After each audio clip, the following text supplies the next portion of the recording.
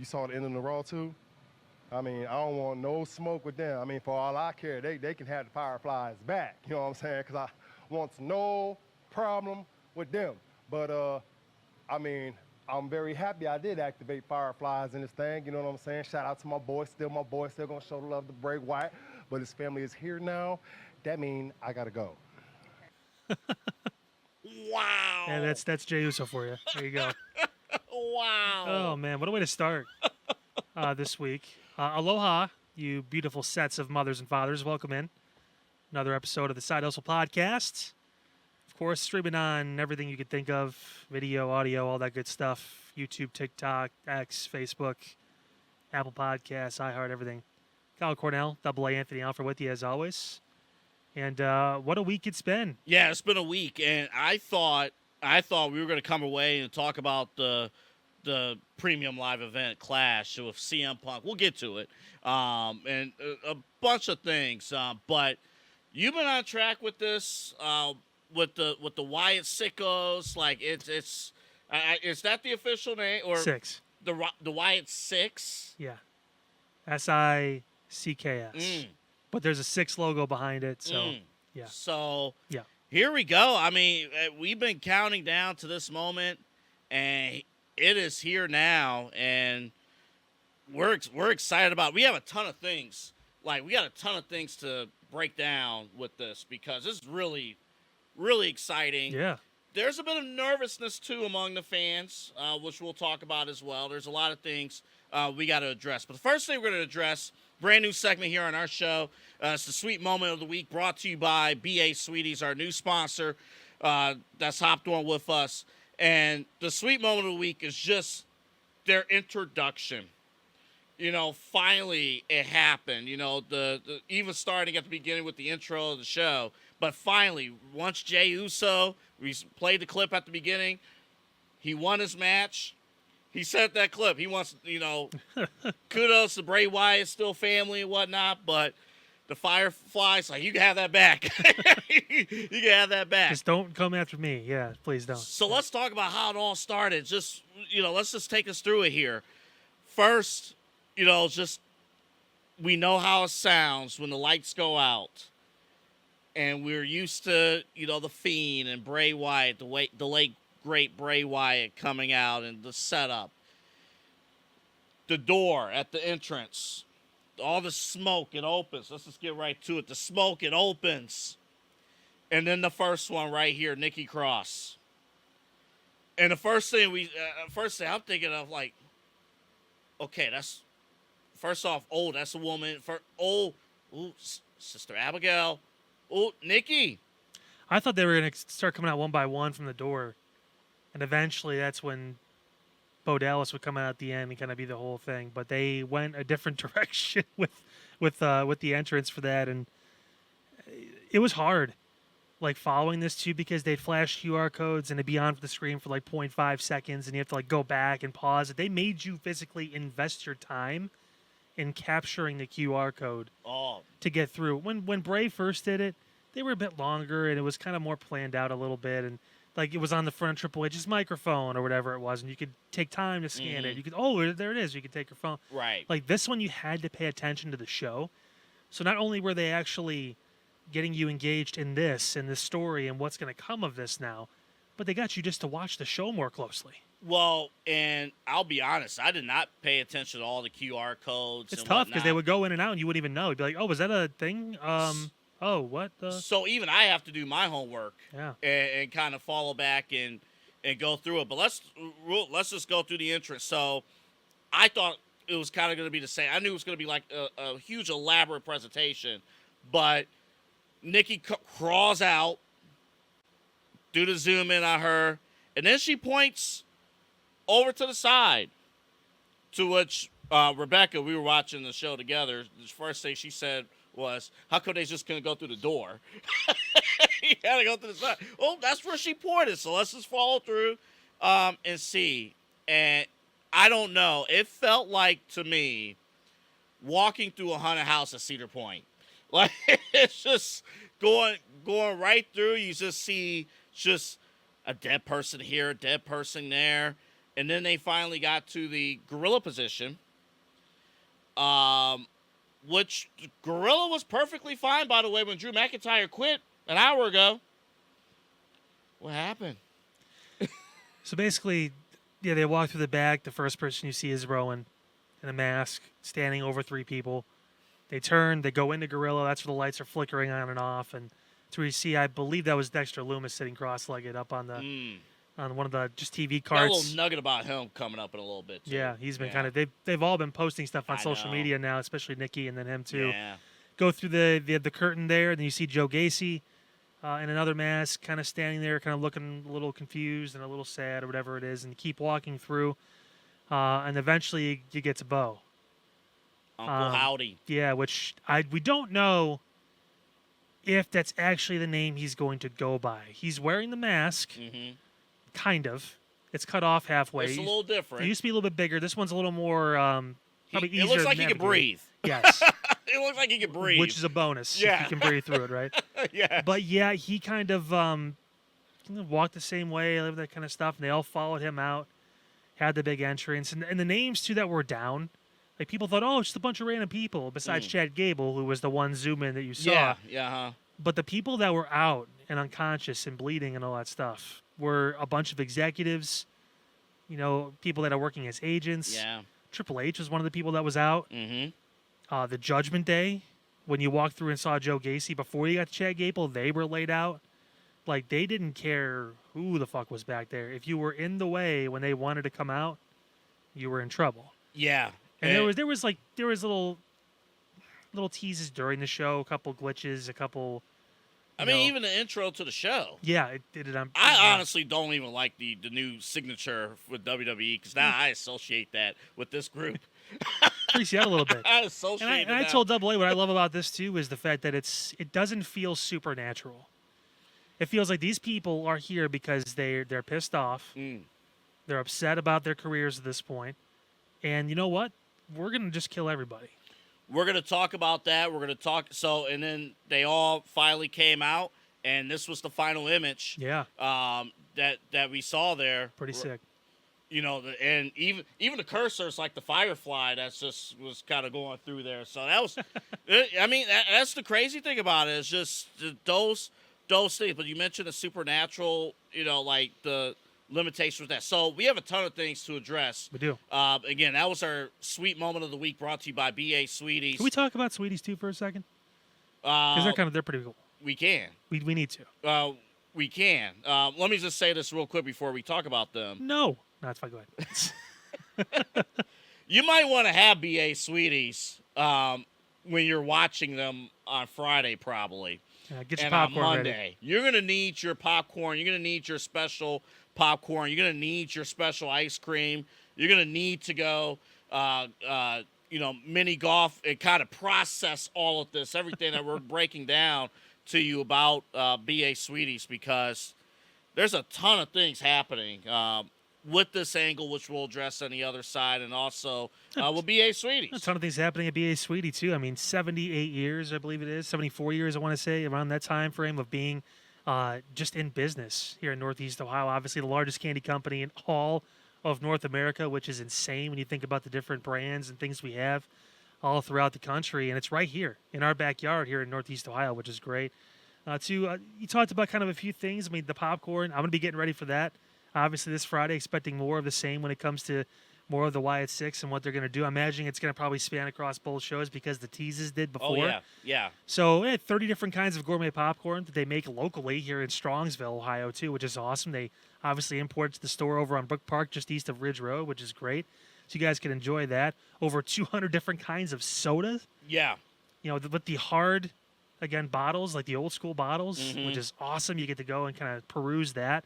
Over 180,000 different kinds of candy and stuff too. Candy bars at a time. You could always get your hands on. Yeah, that's a lot. That's a ton. The selection is honestly just freaking awesome. I mean, what they have over there too. And again, we're obviously trying to lose some weight, but we're willing to make an exception for BA Sweetie because it's one of the best and it's local for us. Yeah, too. it's local, and the local candy store here's the world's best candy store. It's the world's largest. Got And, the new mascot too from BA Sweetie. I honestly, this mascot. The side hustle sloth has made his appearance officially. I'm not gonna lie to you. The sloth looks like it's a part of the Wyatt Six. He does. That's the sixth member. You guys thought maybe it was going to be Drew, maybe it was going to be Liv or Alexa Bliss. It's the sloth. He's going to be the sixth member. Oh man, There you go. Looks like it fits right in. Let's actually hear more about BA Sweeties on the other side. Who is the sixth member? Who is the Rebecca was like, "Where's Alexa Bliss?" We'll talk about that. Are you concerned that this is a super? Can they execute this or not? How will this impact other storylines? What's the end goal? There's a ton of things we're going to address. But Kyle and I will be back in just a moment. Here's a word from BA Sweeties.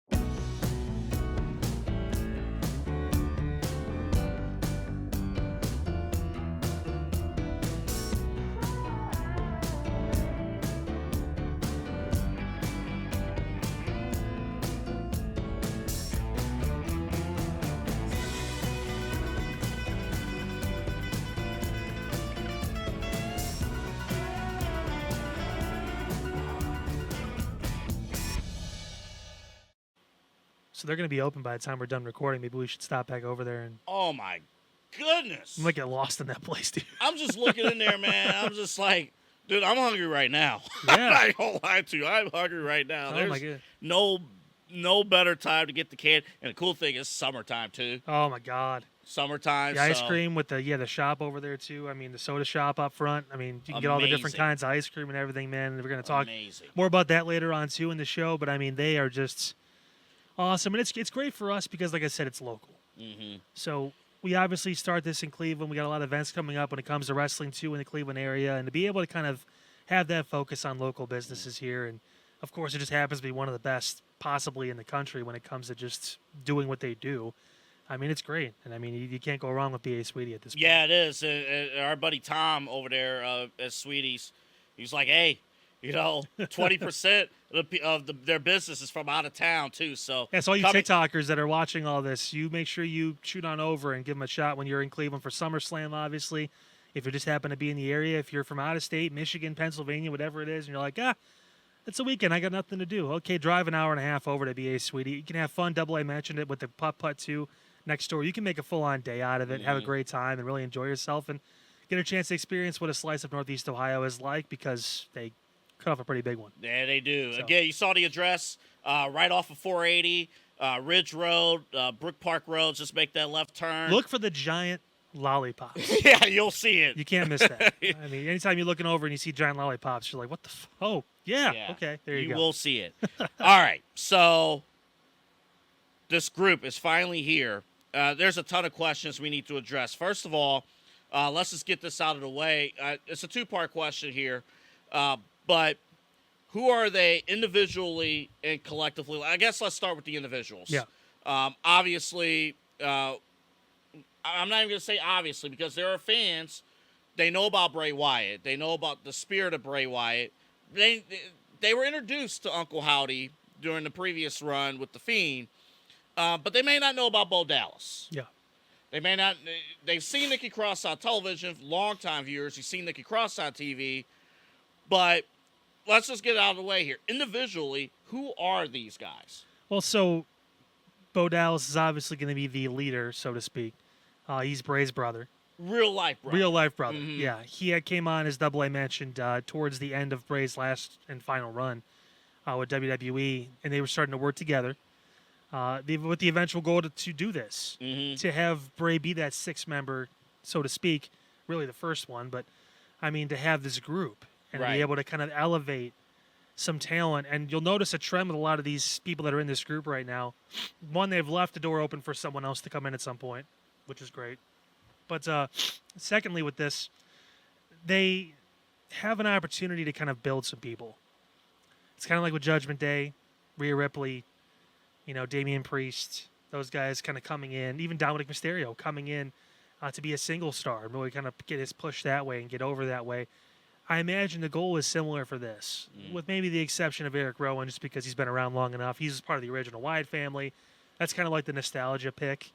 The one thing that a lot of people had said, Double A, about this too, was that they don't really have a superstar in the group. Some people are heading towards Drew McIntyre. They're heading towards a few other people maybe that can maybe find their way into it. I don't know if you need that because Bo has the ability to be, and I wouldn't do Uncle Howdy, by the way. I'd call him Bo Wyatt. Really? I would not do Uncle Howdy. I'd say the mask is a tribute to the Red. They can have however they want to frame that for Bray, but my name is Bo Wyatt. I've always known I belong, and now I'm going to take over where my brother left off. Like And with the how different the mask, it's a slight difference, but maybe enough where you could say. I don't know if they're going to do the whole, because with Bray, he had the multiple personalities. He had the Firefly Funhouse where he was, a Funhouse Bray, and he wore the sweaters, and then he had the Fiend. And then this past run, he had the, I'm just being me, man, like coming out as himself. And then he had the. Well, we never, due to circumstance, we never fully got a clear understanding of who Uncle Howdy is as a character. So, maybe to your point, I'm hoping they split it if they're going to keep it, where he has he's Bo Wyatt, and then he has Uncle Howdy as his alter ego, his personality, where he needs to go and kill some people. That's the only way that makes sense for me. We can basically purge people. It's legit what this is, if you're wondering. By the way, it's kind of like the WWE's version of the Purge. Yeah, they made 7 or 8 movies of it. It's pretty popular, so I'm sure it's going to be fine. But I mean, The Purge was a great movie. The person I'm looking out for the most, and I think it's the one maybe that's leaning in a little bit there up front, is Joe Gacy. Okay, so for those who don't know, tell us a little bit about him. So Joe Gacy actually started the group The Schism in NXT. Okay. I don't know very much about that. The Rock's daughter was a part of it at one point before she became the GM of the show, which WWE actually watched NXT this past week. Man, I got impressive. some NXT thoughts for you all today. He does. Got some NXT thoughts. But he was the leader of this group, very similar to the Wyatt family. Kind of had that kind of persona. He was rumored to be originally a part of this group when they were kind of forming everything together and all that. A couple of the names were in and out, but he was one that kind of stuck pretty early on. He reminds me a lot of Bray. As far as you talk about Otis reminding you of Dusty, I think his ability to talk, his ability to draw the crowd in, to get people to basically kind of go with him, without being punny or whatever it is. Right. He has that draw. He's an influence. He is. He might be the influence. Well, Bo will obviously play the role as the leader, but he could be the influencer. He's the Intercontinental Champion of the group. He's the guy you want to build to be the next big star. Okay. With Bo kind of being that guy up top right now, being probably the title contender, World Heavyweight title, WWE, whatever. Joe Gacy's right there. And then you have Loomis, and you have, obviously, Dexter Loomis, of course, part of the way in NXT, was on the main roster with The Miz. Yeah, he had some time on the main roster. He did some stuff like that where he was kidnapping people and all that. He never talks. I hope they flip the character completely. I hope he starts talking. I don't think he will because Triple H likes continuity. But if we're talking about taking these old images, these old characters these guys had at one point, and basically saying, fuck that. We're doing this now. You guys held us back. We're doing something completely different. I want to hear him talk. Well, if he's getting the Solo Sikoa treatment, he won't talk for 2 years. No. But Solo's over as fuck, so I mean, that's fine. Won't get that. I mean, I meant to make it mean something. I get it, but yeah. Well, I'll say this. From the people that I know, from what I've seen on the main roster with Dexter Loomis and Nikki Cross. Who is also, by the way, a former women's champion. So she does bring a little bit of star power on the women's side of things. Now, they've been, unless your name is Rhea Ripley, it's been very tough to manage the female role in the groups, so to speak. Zelina Vega had a moment and then kind of fell off a little bit. She's kind of getting a push again now with the whole Liv Morgan thing, but we know what that's just leading to, so it's not really a push in my eyes. It's kind of just like a stopgap feud in between what really matters. They need to figure out a way to get her over more. Which is going to be tough because the girls in these groups, for some reason, always seem to find themselves kind of lower unless it's Rhea. Well, I think the crazy thing, it's like there's a feeling of we can only do the story on the men's side, that we can't really integrate these type of feuds on the women's side either.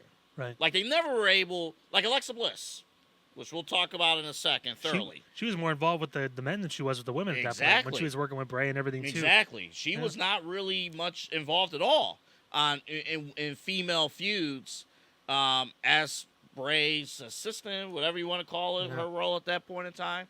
I think Nikki Cross and Dexter are interesting here. I saw a clip, and I completely forgot about this moment, but it did happen. This had to have been like when Dexter was on the main roster. Yeah. He drew a picture, a family picture, and he showed it to Gargano and Candice. Yep. And the picture had Dexter and Johnny and Candice, had them all in there. He added one more person to the picture, and that was Nikki Cross. And remember, Nikki for a little bit, and this was probably when Bray Wyatt, maybe he was going to be on television, and then obviously things happened. Nikki was always in the background, and then she ran away when she was caught.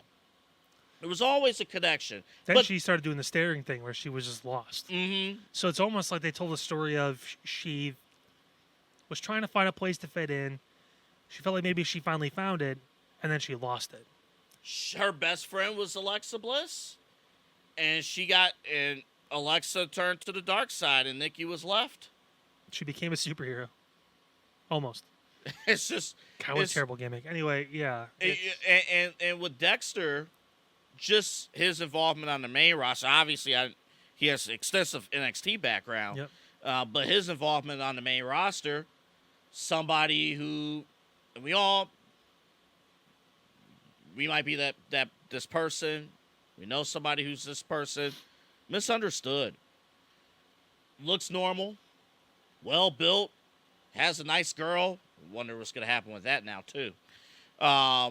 Has everything on the outside going for him, but nobody really understands him.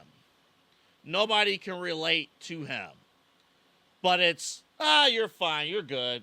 Don't worry about it. Everything's going to be good. And Dexter's saying this whole time, I'm not good. I don't know where I fit. I don't know where I belong. And Dexter has found his family. I'm excited. I think he and Rowan obviously slot into the tag team picture probably pretty quick because Rowan's not going to go into a title picture at all, like a singles title. He's obviously part of this group, as we mentioned, the nostalgia, just kind of being initially a part of the Wyatt family and also being lost. I wonder if they're going to acknowledge... They will. Both of them. Yeah. Oh, yeah. Yeah. Because it's been acknowledged multiple times across both companies. There's no death supersedes, division between contracts at this point. And because Luke Harper and Bray both passed, they will both be brought up in this sense. I'm sure that'll be part of his storytelling into why he's here. Yeah. I lost my family. I found a new family. That kind of thing. Or I literally lost my family. Or this family found me.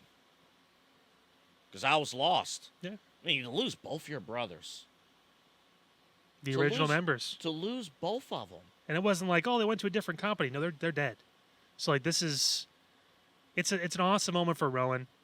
Did he need to be a part of this group? He didn't need to be. I think his involvement is extremely important. I think it is too. I think it's extremely important. At the end of the day, they could have put someone like Dijak or someone in there. But yeah. But I think his involvement, as far as the layer of storytelling, I think is huge. So we established those members.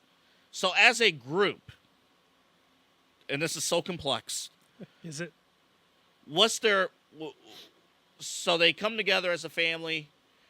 Who are they as a unit? Who are they? Wyatt Six. What does that mean?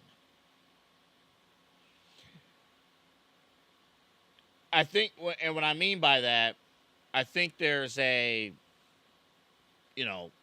family has a purpose, like, things like that. That's a better question is, what is their purpose? Yeah. What do they wish to achieve? Yes. Because they are who they are. You've heard the names before, somewhat probably. You can Google them really quick and find out more info, whatever it is. But they're generally, you kind of know of them. But somebody, before you answer the question, you just look at this photo. If you was just in the arena, and Corpus Christi responded very well to this, by the way. Oh, my God. Very well, which WWE was nervous about because that crowd they're a little bit tougher to satisfy. So good on their part. But you just look at these guys. If you don't know anything about who they are, you may not care to know about who they are because you just look at them and you're just like, there's a bunch of freaks here. You know, it's just The good news is because of Bray, his shadow is going to loom over this group heavily because he did this. yeah. The lantern, the lights, the music, all that stuff. So, and he was one of the biggest stars, not only obviously through TV, in person, house shows, whatever, but also on the internet as far as hits for YouTube, all that stuff, whatever. Like, these guys are going to get over. Now, the purpose behind all this is just one word. Carnage. I don't think this is going to be about, though it will come naturally, winning championships and building legacies, at least not at first. It's going to be a lot about just beating the holy shit out of everybody. And just being like, yeah, these other groups, these other factions, all this stuff, that's cute. We're not here to go out there and talk your ear off about, why we're the best faction in WWE. We're just going to literally make you bleed in the back. You're not even going to get out to the public. You're not going to get out to the people. We're going to find you. And the target is everyone. It's different. It's very different. And it's So it's risky because you're going after, it was mainly heels, believe it or not, in the back, which I think they wanted that initial pop. But over time, this is another group that kind of can float because of the popularity, and it's going to be a lot. It's going to be on Bo because I'm assuming he's going to be the real mouthpiece of the group, just like Bray would have been. Yeah. To be able to carry this. And he's got a shit ton of personality, but he was stifled a lot. So we're going to see how he does. To add on to your Carnage, I think if we're going to use the Purge analogy, I have to watch the movie again. There's like 7 of them. Good I luck. know it's 7 of them. I watched one of them. I loved it. But there was a purpose behind I'm going to scoot over here while you... the killing. There was a perfect purpose behind the knife. It's for peace. Yeah. It's peace. Right. It was a whole thing. The crime was down. All Yeah, that stuff. yeah. One day a year, everyone can just kill each other. So... Dude, what the fuck, man? The overall premise of that movie was so stupid. It's like, hey, yeah, crime is down by 80% because everyone dies one day a year instead of 365. Well, somebody has to take credit for it, right? Jesus. Somebody has to take credit. I watched The Boys on Prime Video. And the whole premise of that show is basically, if you have superheroes, right? If they, the superheroes have to maintain credibility for themselves, but they're the ones actually killing people. But who actually believes that superheroes kill people? Nobody, right? So if I were to tell you that, it was actually Otis who killed Chad Gable instead of, the Wyatt Six, you wouldn't believe that at all, would you? No, because you're on this Otis trap, and it's so stupid. And people on YouTube, thank you for putting him in his place, by the way. You wouldn't believe that whatsoever. There has to be a purpose, right? So is this on behalf of the pain and suffering that the family has endured all this time? Is this on behalf of Bray? Is this, you never accepted us, so we're going to cause this pain until you accept us? What happens when somebody does accept you? Are you going to stop, or do you keep going? Yes. That's your answer. To all of it. Yes. Who's going to get through to them? And as a family coming together, is somebody going to get to them one by one? Is, let's say, Dexter Lumis going to be the person at some point who's going to be the guiding light to all this? Eric Rowan is going to be, the guiding light to all this, and then Bo Dallas, his character, whether it's Bo Wyatt or Uncle Howdy, at some point down the road, not like next week, but like 2-3 years down the road, he just keeps going while the rest of the group or parts of the group's like, whoa. We got what we need, and Bo continues. I think that the best stories in WWE and really in pro wrestling in general make you ask a bunch of questions.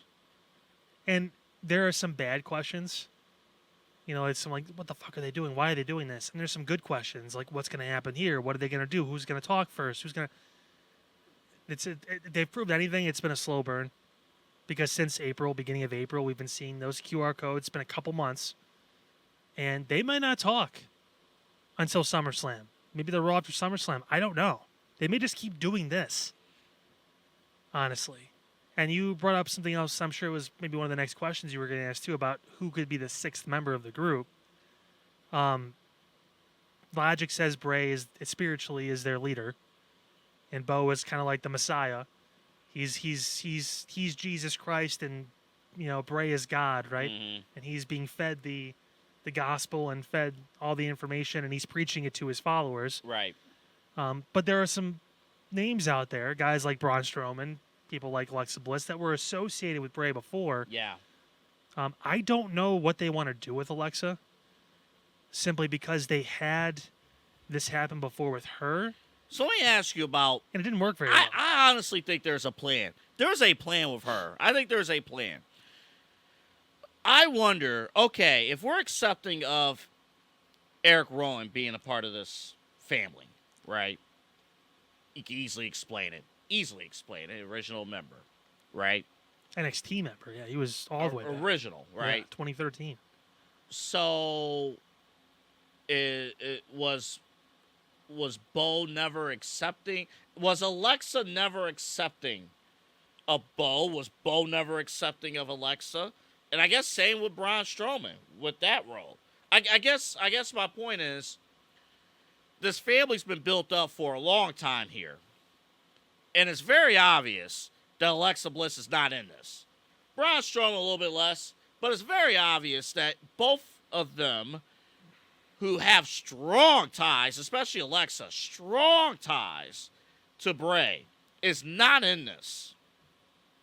Yeah. And I wonder if they're leaving the sixth spot open, which one of them will join? Will Alexa join in, or at some point she wanted out of all of this, and she might fall victim. And the other element to the Alexa Bliss part of this, her tag team partner is in this right now. Oh, one of them. I mean, she I tied know with a bunch. she's had multiple, Nikki but James but she's Nikki done all right. Cross is very notable here, obviously. But yeah, And part of Nikki's story was that Alexa left her.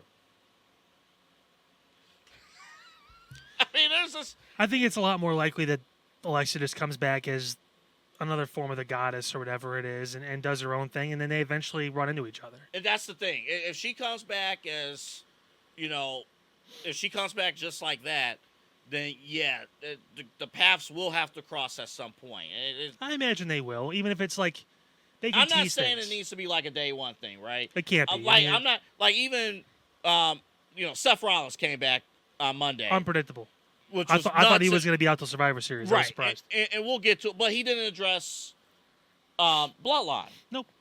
Doesn't need to yet. Well, he's done with that for now. Yeah. So we're not saying everything needs to be addressed right away, but it's in the back of. I will tell you though. I'll tell you, Rebecca was really looking forward to Alexa Bliss being a part of this. She gave birth in November. It took Becky over a year to come back. Patience. Like We'll she see. needs her time to heal and to recover, and Alexa too, because she was a bodybuilder and stuff before as well. Like she takes that stuff seriously, and she's not gonna do anything if she's not physically ready to yet. So just relax.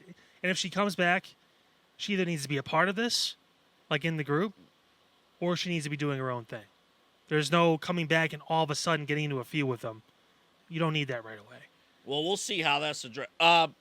She's better off getting a title match right away and then having them interfere in a title match after a month of being back or something like that. She needs a little bit of a buffer if she's not going to be part of the group. And I'll just say, on Rebecca's point, I think she just wants. I mean, and obviously she understands the pregnancy part of things, and too, just to have it back on television. So, but in a good role, right? In a good role, whether it is her as a goddess. Look at or, Carmella. Carmella gave birth a week before Alexa, and she had all those health issues, and she may never wrestle again. I know. So, like, And I mean, it's serious health issues. so you don't know. We have no idea what she's going through. I mean, she could seem healthy and stuff too, but she could be doing some things on her own. I mean, whatever. And it's. I want her back too, and I get the want to have her there, but at the same point, I mean, on her time. Last question about this, and this is like again, there's a reason why this group's Sweetie's moment of the week. I mean, just I've seen the reaction on social media. It's just I don't know. We're on cloud nine, obviously, but it's been a long time since anybody else has had a better debut. The build up and then the execution of the debut than these guys right here is just amazing. Last question. Will they be presented as baby faces or heels? Good guys or bad guys? I think, like I said before, the initial presentation was, if you look at who was laid out, baby faces. And there's a message behind of kind of like what Bray would used to preach too, like, overlooked, not appreciated, that kind of thing. People can get behind something like that because they want to cheer for people that are underdogs, that are trying to find their way. That's why Sami Zayn gets the biggest pop of the night usually when he comes out. He doesn't look like, John Cena or The Rock or whatever it is. He looks like Sami Zayn. Yeah. As Vince Russo put it, he looks like a slob. Fuck you, Vince, but that's beside the point. Like, stop talking about wrestling. You know nothing about it. Go fucking working at a DVD store, you stupid son of a... Anyway, I hope you didn't watch the second of Who Killed WCW this week. He's on it, I know. It's because he killed it. This episode, the third one, oh my Loser. God. But nevertheless, I mean, that's... People can get behind that, and they have the ability, because of the actions that they're doing, to kind of float depending on what the reaction is. If people start to turn on them, you're just like everybody else, all of you, that kind of thing. If people keep cheering them, come with us. Come with us for the ride. I mean, you have the ability, because of how they've been presented to this point, to navigate an audible, which Triple H shown what he's willing to do, based on the reaction you're getting with the group. I lied. I actually have one more question about that. I lied. I apologize. It's all your fault. It is. The big concern, and it's always been with the Wyatt storyline, has always been, can they effectively cross universes between what the supernatural stuff that Bray Wyatt and his characters played into this, and the reality of the rest of the WWE universe. God, I hate that term. Here, you mentioned at the top, you don't want supernatural stuff. No. You this needs to be Physical, purge. It needs to be that as opposed to hocus pocus. You don't want that. 1 or 2. 3. So Coming out in 2027, probably. straight to DVD. It'll stream on Disney Plus, maybe. Is that where? Yeah, it's Disney. I Disney think. Plus. Yeah. Yeah, Disney Plus. Disney Plus is not a sponsor of the Side Hustle podcast, No, but though we we are love. working on it.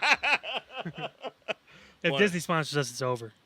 Like, literally, we can't say anything anymore. Yeah, no, yeah. Because then I have to wear a suit to work, and I can't do that. This You're gonna is be- me you're gonna be dressing eating- up. You're gonna be eating Mickey Mouse cakes, but I Minnie Mouse case. yeah, yeah, buddy. there are. Oh, I understand. I have about 6 Winnie the Pooh jokes I want to just get to the point, Double A. I'm already boring everybody. There are concerns, major concerns, from people who don't believe, no pun intended, that WWE, even with Triple H, can effectively separate, integrate the world of the Wyatts onto the rest of programming. Like, I will address, all those people were killed backstage, so they're just going to be ready to go next week. I think you're going to start... You'll see them bruised up, bandaged, maybe a little shook. I trust, because I haven't had a reason not to yet, Triple H's vision as far as being able to present continuity. If he's bringing up shit that happened in WWE 12 years ago in stories, I feel pretty good about that. I feel good about that. I think it'll be good week to week. I feel good about that. we have not seen a Wyatt storyline that's been panned as universally successful by all.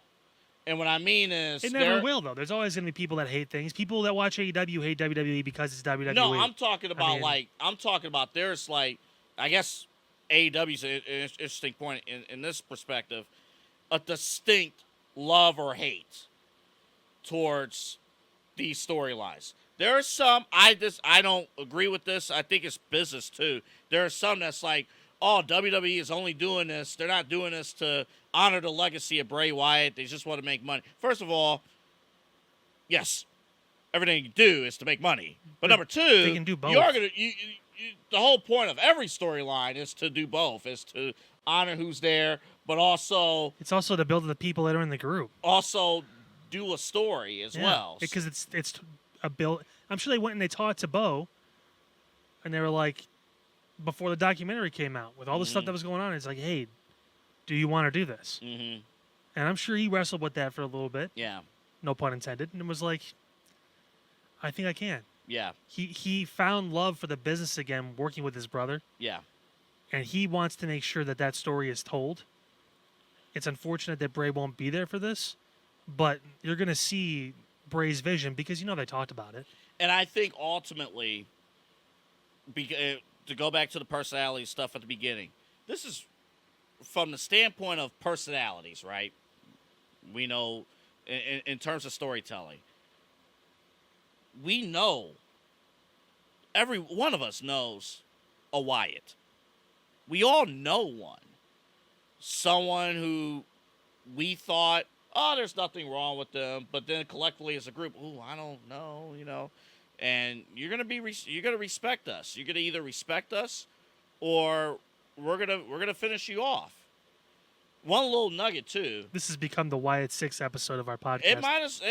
There's a ton of things. The build up to this is just all. It's been amazing. There are a ton of things we have to even leave on the cutting room floor. For example, back to Chad Gable for a second. There was a piece where one of those QR codes, you stop saying thank you. CG, you used to say thank you. Why did you stop saying thank you? And there's Chad Gable laid out. That's just one of many stories. There have been seeds planted all across. There's just one of many things. And again, I haven't watched all the QR codes. I still need to thoroughly go through I still have not come around to watching the Bray Wyatt documentary. I know I promised to watch it, but you need to watch it. I know but there's just a ton of things. Anywho, we got a lot more on this. We got to move on. We're going to move forward here, but there's a ton of things that's in play. Hey, let us know your thoughts too. Leave comments below on YouTube, TikTok, whatever it is. Tell us what you think about this whole thing, this whole group, and what you guys expect from it. Do you think it's going to succeed? Who's maybe the star that needed this the most? Who's going to stand out in their role? I'm curious. There's a lot of layers, but let's move on. I thought before Monday this would be the lead. Wait, can I say the MVP? You know my MVP of the pay-per-view? My MVP, Wade Barrett. I'm not old enough to thoroughly remember everything that Bobby the Brain Heenan said on commentary. We're not old enough, okay? But we respect Bobby the Brain Heenan. This is no shot at any previous heel announcer pre-2000. Wade Barrett, after the show on Saturday, it was the first time I've seen somebody legitimately, logically lay out the issues that Drew McIntyre is facing and why he quit on Monday. Why Drew McIntyre quit. Yeah, quit. And I love how, Triple H did, his press conference. And then Wade Barrett right after is just quoting the presser. Oh, this is the Phil Brooks WWE. Phil Brooks, CM Punk's a great asset to the company. And then Wade got this. And Wade Barrett's like, wait a minute. He wasn't medically cleared. He had nothing to do with this pay-per-view. Why is he here? Why, we built this whole pay-per-view around Drew McIntyre. He's the actual selling point of the pay-per-view. He deliberately he touched an official. So why is Drew McIntyre fined for touching various officials and various, personnel, but CM Punk can magically just grab a referee shirt, roll down the ring, and directly impact a championship match? I love all these storyline points that they're bringing up, and I was just sitting there like, damn, that's true, but there are other elements to this as well. They needed a break, obviously, because Punk isn't cleared yet. I'm assuming maybe Friday he might get the official word, but he's also not going to be in a match until SummerSlam. Yeah, but we're hoping for the good news, though, with and Punk. It's going to be, obviously, McIntyre. They'll find a way. He just signed the new contract. He's not going to quit a month and a half after signing the new contract. I want to be paid from home. He could be quitting Raw.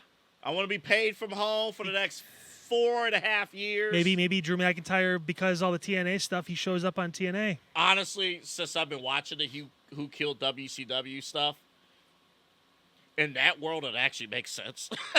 Sign a new deal and then, oops, we didn't mean to sign that, but we forgot. There hasn't been that world in a long time. You can go home. We'll pay you for the next 4 years. Punk is right now. I mean, he's the heel. He's. I was thinking the same thing. I was thinking, maybe. Why do you say that? Because I have reasons myself. So it started out with McIntyre sounding like a whiny little baby, and all this stuff, and everyone cost me, and now people are seeing it. It's not even just the bloodline happened so long ago, it was one time, and all of a sudden you just can't let it go. Like, this is happening over and over and over again. And he had the comment, I wish this injury on you, I wish for this to happen, all that stuff. And like, Punk now appears to be the one obsessed, right? He said it. He'll never win a title. They both are, though. Well, but what's different about Punk being obsessed? Is that now it's out of spite and vengeance, whereas Drew was letting it go. He kind of he made a jab on social media here, whatever. But I mean, But he only let it go like in the last 2 weeks. Well, like last month or so, because Punk's been off TV for a little bit. He's been healing all that stuff too and working out. But like, CM Punk just he made it a thing. Like, Drew never said if you come back, I'm going to injure you again. He may have said it at the beginning, but he hasn't said it since. He's been more focused on the direct thing in front of him, right? The World Championship. He's had multiple matches now for it. He won it at one point and all that stuff. And Punk has been just on a tirade of no, I'm going to fuck you over every chance you get. Technically, Drew never actually cost Punk anything. It was an accidental injury. They ran with it, right? Because originally it was supposed to be Punk and Rollins at Mania. Correct. In the Night 1 main event. Correct. That was the plan. For the world title. So Drew was never supposed to be involved. Obviously, Pivot, we got where we are because he had that heel run. But right now, his actions, his reactions, it's like they flipped. But Drew was one of the guys from the beginning who didn't want Punk in that locker room. Yeah. And Drew said a lot of things in relation to CM Punk. Now, I will say this. I'm looking at two names that are like potential big feuds for Punk. And by the end of this stretch, I think he could be a heel. One is Drew McIntyre. I know the second name. I don't think he will be a heel during this run. During this feud, I should say. Because, Drew, look, I know Drew quit, but in the eyes of watching, Drew ain't really that likable. He'll show up to SmackDown or he'll show up to TNA. Right. He ain't really that likable per se. He still gets the chance. He still gets the 3-2-1 no matter if he's heel or face. So he cried about Punk. Now, the second name, though, and it ties back to Punk's original, as we talk on this show constantly, what is your mission statement as a character? What are you trying to accomplish? The second name, and I think it will tie into WrestleMania next year or this upcoming year, Seth Rollins. Mm-hmm. There, that's where the heel turn will be complete. Poor Damian Priest, by the way, too. He may very well lose his championship because they could see Seth and Gunther as a bigger match than Priest and Gunther at SummerSlam. They could, but the big ticket I honestly believe is Rollins. And you're right about that aspect. You could also sidetrack and get Rollins involved in a bloodline feud as well. But there are many directions. But this is the direction, right? So Punk, look at him. Obsessed, right? As you talked about. Making sure that as long as he lives, Drew McIntyre will never win a championship. As long as we're on the same brand, work for the same company, he will never win a world championship again. He'll never win a title. It'll never happen. And okay, it is Drew McIntyre. Okay, all right, that's one thing. Seth is something's gonna happen in these next 6 months where Punk and Seth Rollins will not see eye to eye. They already don't. But exactly, some incident will happen within these next 6 months where they will cross paths again. Oh yeah.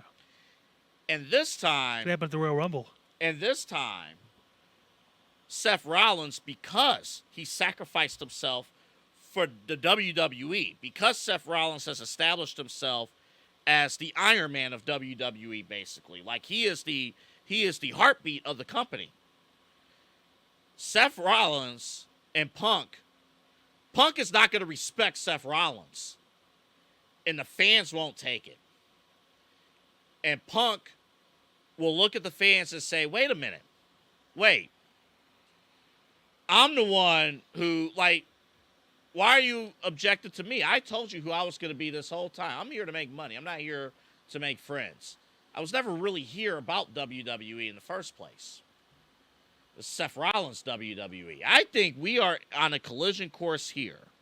It will start with this feud with McIntyre. But I think we're on a collision course where Punk and Rollins at next year's WrestleMania in Vegas, it's going to be two cultures, two different personalities. One that actually has the full respect of the locker room, and that's Seth Rollins, compared to somebody who really is truly out just to be himself, just to make money, and will ultimately step over others to get that fame and fortune and CM Punk. I think that's where the heel turn will happen. We'll see. We'll see. But the match itself was really good. Let me ask you this. The people of Scotland were very, very upset about this finish. Very upset. The people in Scotland love CM Punk. What are you talking about? They were very, very upset about this finish. I'll just say this. I understand the frustration. I understand you built this show around Drew McIntyre. The first time we understood, because you're facing the tribal chief, you're facing Roman Reigns, bigger story, but there was that ref interference in that match with Solo. That sucks, but it's Roman. We get it, right? Here, it's this guy, like, the finish, it happens, and we were sold the entire time that Drew's going to win the championship. Drew's going to do it. And then after this finish, Triple H in a press conference makes a huge deal about the largest gate. Beat France. So, wait, you're paying all this money to attend this show. But I will add, Scotland's not the first place, nor will be the last, where your favorite person loses. It happens. It's part of the bigger story. They had multiple matches with people from the home country, and they got a little bit of a reward with Isla Dawn and Alba Fire winning the women's tag titles. So I mean, hey, you get a little bit of the cheese, and Drew continues his clash at the Castle Curse, where he just can't seem to get it done. I know, it's crazy, but great match overall. I like what Priest and we kind of addressed this already, but McIntyre quit on Monday. Bye, bye, little Sebastian.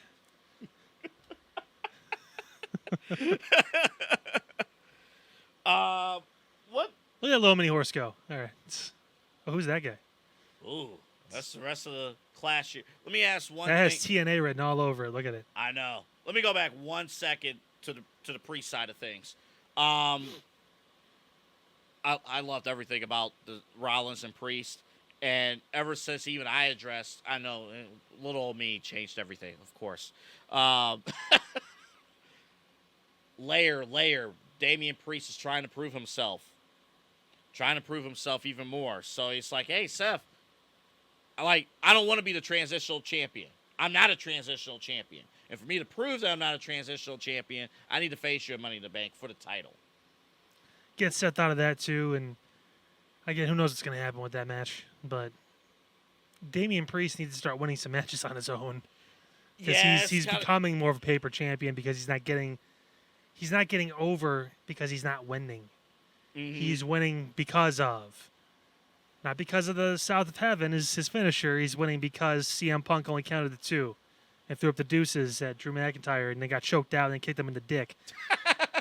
Like, I mean, that's what happened. Like, he's winning because he cashed in Money in the Bank on Drew McIntyre after CM Punk beat the living shit out of him with one arm. Yeah. Like, he needs to find ways to win matches by himself. That's what he's trying to accomplish, Kyle. He's trying. He's won both of his matches, his big marquee title matches, because of CM Punk. I think Punk eventually needs to go after Priest and be like, "You're welcome, dude. I'm the reason why you're champion right now." He's giving it a shot. He really is. And we'll talk about the rest of the class at the castle in just a moment. Plus, you got a big thing too about TNA and AEW. I'm a little interested about where you want to go with that, but we'll talk about all that. Kyle, Double A here with you. We'll talk about that in just a little bit on the other side.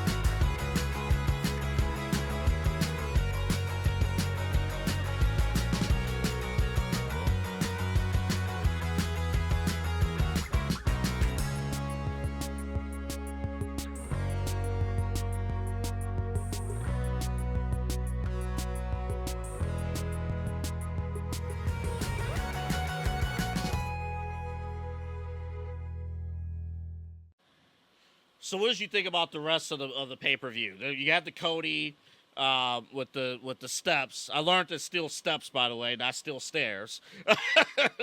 And Cole had to teach McAfee that the other day. But I thought this match was really good. Really good match. It was pretty good. By the way, breaking down the fourth wall really quick on BA Sweetie, too. They actually use a drone to fly across the entire warehouse, candy shop, soda shop, all that stuff, too. Honestly, it takes the drone about, 45 minutes to take one lap because of how much stuff they have over there. Amazing. It is insane. Amazing. Yeah, guys, make sure you check out BA Sweetie, of course, just off of Brook Park, east of Ridge Road here in beautiful Cleveland, Ohio. But, yeah, I mean, it was tough with Cody and AJ. You had thought maybe there was there could be a thing. Cody's not losing this title to anybody not named The Rock, unfortunately. Well, the Mama Rose factor. Yeah. It's always destruction You assumed, but she was just there to swear at AJ. Well, I didn't pick that, but there was the Mama Rose element, and it did play a part in the match. Yeah. It actually led. I guess it led to this moment. AJ almost hit her with the chair. Wow, I know. Jesus, that was crazy. I actually sat down for the first time in a long time and watched the entire pay-per-view live. It was actually the first show I've watched since I've had my situation occur in full in over a month. I've been watching highlights and picking up the show here or there. Yeah, not a bad show. A couple spots, mainly the women's match, where it was like the tag team match, like okay. A couple people were slipping on ropes. Priest obviously almost tore his leg in half, which is nuts. Yeah. And then this you expected. I think. How about Cody actually being smart and stepping over the handcuffs? How many times people have got handcuffed, they just kind of deal with it. It's like, no, just step over it so you can use your hands again, dummy. But like that was great. And yeah, who would have thought steel steps? That would have been the thing. That's derailed AJ Styles. And it might be a little tough but you watch the match. Styles is handcuffed to the rope, so he had nowhere to go. He can't step over that. No, but, he can't do that. Those ropes were a bitch in more ways than one. Yeah, can't do that. Styles, by the way, has a big international match coming up next month. Him and Io Sky has something there. The rest of the pay-per-view I thought was fine. We're not going to debate it right now. Well, you even said before last week that hey, we're not going to break this down super much for you because, again, it's a building block pay-per-view. Right. Some caps on some current feuds, whatever it is, and some steps towards more when it comes to stories like the Chad Gable story, like the Priest story. But the people who are anti WWE and are very pro AEW will make the case. Well, WWE only produces 5 pay-per-view matches on one card. We get 13 matches. I'm like, well, first that's because you have no storytelling, so you can book as many matches as you want. They have to matter. Yeah. They have to matter. If they don't matter. Speaking of mattering, holy good God. So this group here. Well, not necessarily those guys in the middle, but I mean, I know. So this was from their last pay-per-view. Yeah. From TNA. But this guy right here debuted. So let me tell you about the NXT thing. So I actually upgraded my sling pack. God, that doesn't sound right. Pause. You upgraded your sling? Pause. Pause. To what, banana hammock? Orange and blue. Pause. But I'm like, you know what? It's 7:58. Let me go ahead and flip over. Because there's so much wrestling, obviously. I always treat NXT for what it is, which is next generation development. There's obviously great storytelling and stuff, but I'll wait for them to come to the big leads, and then I'll really watch. But, all right, let me actually give it a shot. So they start with a battle royal immediately for the number 1 contendership for the championship. This young 20-year-old, Evans. Evans, yeah. Yeah, wins it, and he looks good. Looks great. He's a twig, but yeah, he looks good. He's a stick figure, but he can move. In these next few years, put some meat on him, but he can move. And I gotta tell you, every woman on that show, every one of them, what is Shawn Michaels doing down there? But it is. This is a good thing, by the way. Double A's not. He's very excited to watch NXT next week. Shawn Michaels is fully. Put the solo shot back on me for a second, Pete. Shawn Michaels is fully investing in their NIL program, and I am so glad he is. Oh man, every segment is just. Oh man, what am I watching? This is good. Definitely watching Double A horn out on our podcast. This is storytelling. This is amazing. He thought I went too far with the Lyra Valkyria thing. This dude's talking about every single woman on NXT. Them, man, I'm sweating right now, man. Every one of them. It's crazy. Sweating. I'm sweating. Sweat. But it's hot. But the reason why I'm sitting there, I'm watching this, like, it's working because it's not like what it was back in the day. Like, it's not forced. They actually have women that are over in the company because it is smaller. But the athleticism and yeah. I'm so impressed. If you've been watching NXT all this time, everything I'm saying, nothing of this is new, but how the show is shot, like backstage. Every woman back there has an issue. They feel like they deserve to be the number 1 contender. They deserve to be a champion. Like Roxanne. Oh, man. You just want somebody to slap her. Man. My goodness. Where did that attitude come from? And it's just every person, again, has a mission statement. I don't know half these women, but every one of them, like, oh, this is why I deserve to fight. This is why I deserve to be in this match. This is why I deserve to do this. And then the show progressed as well. The big, oh, God, what's his name? The big black dude who's the North American, I think. Obafemi. Yeah. Dude. This dude, I can't wait to watch him. I need to see him wrestle. I need to do my homework. I need to see this guy wrestle. You're gonna like it. Oh man. He basically, think of Braun Strowman, but like agile. Wow. Like, yeah, he's got that kind of power and just the size and the. And I think he's gonna face Wes Lee. Yeah. I think that's gonna be the second smallest guy in the roster behind Javon Evans. Oh my God. Good Lord. And then they're cutting the promo, and then out of nowhere there's a fight in the stands. What is going on? It's mayhem down there, man. It's awesome. What is going on? And those guys there, they're actually getting involved. I mean, TNA is now working hand in hand with WWE. We haven't seen too many people from WWE go over. I think like Tatum Paxley or one women's superstar went over and did the TNA thing with Jordan Grace. But like, there's a lot that's going to be happening with these two companies, and I think Joe Hendry coming over was awesome. And I love the story that played into it at the beginning. They all were like, "Fuck you!" And they threw him out. I loved it. They gave it to Kazarian because that's going to build their own promo on TNA. But you know, at the same point, like Joe's like, everyone. That's the whole thing. I come over, I come to TNA, and all of a sudden everyone's going to jump Joe Hendry. Huh? Well, that's good. The good news is I can go anywhere, anytime. Just saying my name, and then he walks away, and Shawn Michaels is like, "Yeah, all right, man. I believe it." All right, I believe. So when Joe Hendry shows up to SmackDown or Raw, just be ready, because people are going to lose their shit. You have an interesting question out of this, which I like. I don't know, but it's an interesting discussion point. What's the one thing that TNA has lacked since they were on Spike and all that stuff, when they were on cable, right? A major television. They've been on Access TV, or they've been on whatever, or they stream, or whatever it is. The TV Guide channel. Exactly. Yeah, right. When you're waiting for the thing to scroll down to see. Channel 43. Skipped. Son of a bitch. How many times I wanted to see? You turn it on, it's just past your scroll, so you have to wait. It's worst. You kids have it made. Man, just go to your phones now. You don't even have to go to the guide. But now, TNA is being featured prominently on the USA Network. On a television network with their NXT. Partnership. Yes. On NXT. But this is the initial step, right? Okay. To kind of show people, what's TNA? What are we about? Who do we have? What's the personalities like? What do they bring to the table? This is a thing where this could start opening some doors. Their ratings are going up a little bit now. AEW's ratings are slipping.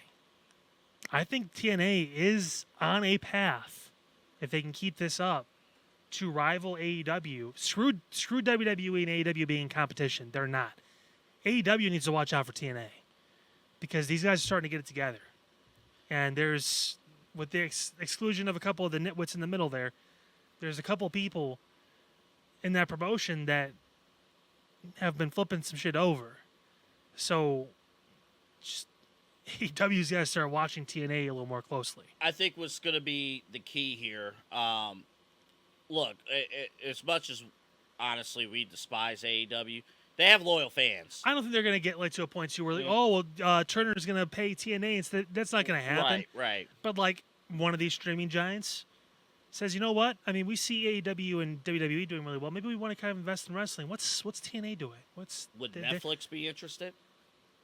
They're working only with the partnership. They're working with WWE, so that means that some doors are going to open. Now, do they walk through them? Do they take it? What happens when they do walk through those doors? Is it we're interested too? Who knows? But it's only going to benefit TNA to have this. And it's one of the reasons why so many people wanted WWE to work with different companies, because they could technically lift them up while still obviously promoting themselves, because they were willing to do this in the first place. We'll keep tabs on this. We got more on this in the coming weeks, but we'll definitely keep tabs. But we got rapid fire here, new segment here. Fast. We're debuting here. We'll try to keep our answers collectively 60 seconds or less here. Let me see how many. Let me pull up the questions, because I worked hard on this. Yeah? worked very hard on this. I got the timer set. Don't worry. You all right there? I'm also choking on water, so it's fine. I need some popcorn from BA Sweetie. You need, yeah, get that. Maybe one of those sodas. They got a lot. Sodas are good. Oh my god. 200 kinds. All right, let's go. All right, so a few questions here as we kind of wrap this up here. So, number one, Braun Breaker, Sheamus, Sami Zayn, they had an angle. Kaiser's in there as well. I told you some thoughts about Kaiser as well. He took an amazing spear and cut an amazing promo backstage after the show. Fatal 4-Way at Money in the Bank for the Intercontinental Championship. Are you cool with those four competing in a championship match at the next pay-per-view? Absolutely. It's rapid fire. Let's fucking go. Well, collectively, we could. I'm giving you time because you tend to drone on a little bit. No, I'm not drowning here. But Not drown, but drone. Drone. I hope you're not drowning and not by water. I hope not. I was either. drowning a second ago when I had that drink. Yeah, you were. We're collectively wasting our time on this answer. Who are we? Charles Barkley? Water, water, water. Real quick. I know Braun, with him being in this championship match, he's not necessarily going to obviously be in a qualifying match. Perhaps he's not going to qualify for Money in the Bank, but great showcase. He'll be good to go. All right, let's go to the next. He says, "I'm going to question. do it in a minute," and then he goes over a minute. Well, what I meant was each question we'll answer collectively in a minute. Yikes! Each question. I'll answer it in one word or less. Maybe a nod. All right, on SmackDown last week, Logan Paul, his security guy, let LA Knight into the mansion. LA Knight's just there chilling. Buddy, LA. LA Knight's expected to be at SmackDown tomorrow night. Is this feud moving at a good pace going forward here? LA Knight and Logan Paul. Oh, yeah. I'm excited for it. It will be at SummerSlam, I'm going to imagine. They're not going to waste that match at Money in the Bank. It could even be a thing, too, where one of the two is in the Money in the Bank and they get cost by the other because LA Knight can do that still and still get cheered. So, I mean, it's a good build. I'm excited. Great feud with both guys who are cooking on the microphone. And we take for granted with Logan Paul, but Logan Paul is getting better and better and better on his craft every week. And LA should be upset that Logan Paul has turned him down for the Tetris Championships in LA. All right, let's go to the next one here. Two more here. So, former AEW announcer, the voice of Collision, Kevin Kelly, was a guest on Eric Bischoff's Wise Choices podcast. Kelly had this to say, and I quote, about Tony Khan. He's got good people around him that he doesn't utilize. His vision of what wrestling is, for me, works best on a smaller scale. He wants to appeal to a niche audience with his vision of wrestling, but he thinks he could convince people to watch on a grand scale. His vision. Your thoughts on what Kevin Kelly had to say about Tony Khan? Boom goes Dynamite. I think what's interesting, too, he had a bunch of other thoughts as well, but that rings true. That one other quote he mentioned, Tony all of a sudden is the face of the company, but that's not a skill set. And it's one of those things, everybody sees what's going on except for the people who needs to see it, and that's been the problem. And that's why, look, we didn't address NXT beating AEW in the ratings last week because of the going up against the finals. We will brag if NXT beats AEW Dynamite this week in the ratings. Yeah, twice in a row. Because now it's a trend. And there were no guest stars either that were promoted. Oh, just TNA, but yeah, I mean. All right, here's the last question here. Bill Goldberg, Bret Hart's favorite, appeared on Busted Open on Sirius XM a couple days ago.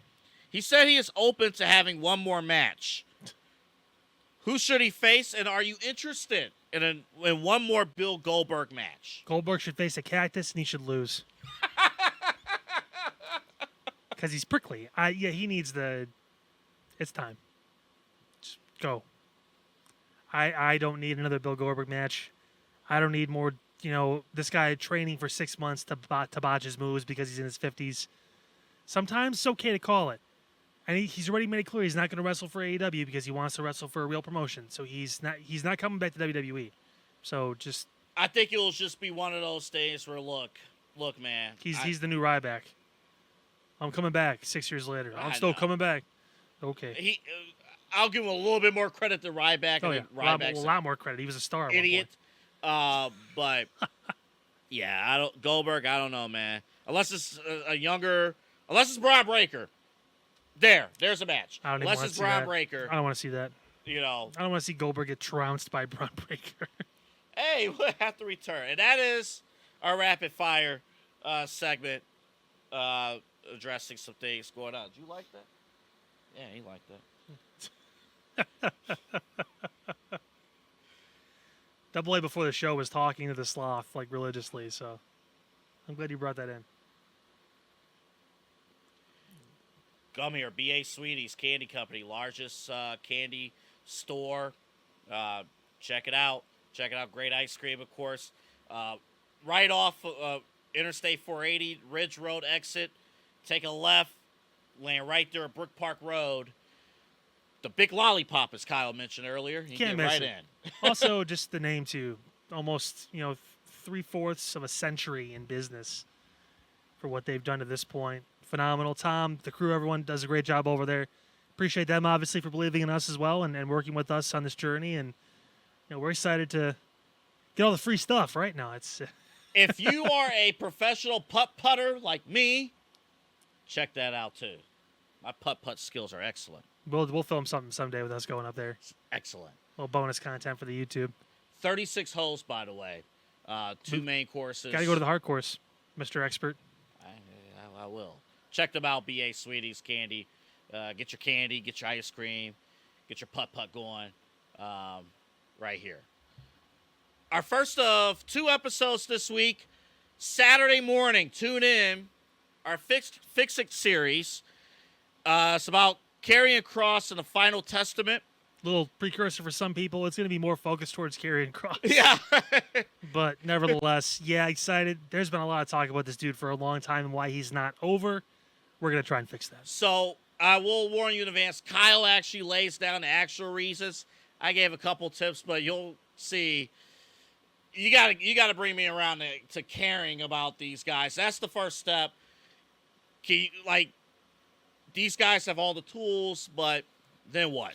Right. So we'll talk about that. This will be released Saturday morning, so definitely tune in. But for us right now, that'll do it for us. We'll be back next Thursday. Next Thursday morning, we'll see definitely what happens with the Wyatt Six. We'll see if they talk, if they cause more damage or anything of such, and definitely a bunch of other stuff that's going on in this hot summer. Apparently, it's hot across the country. I'm gonna go get some BA Sweetie ice cream. You stay here and you edit, okay? See you guys. See you guys Saturday morning for the Let's Fix It series.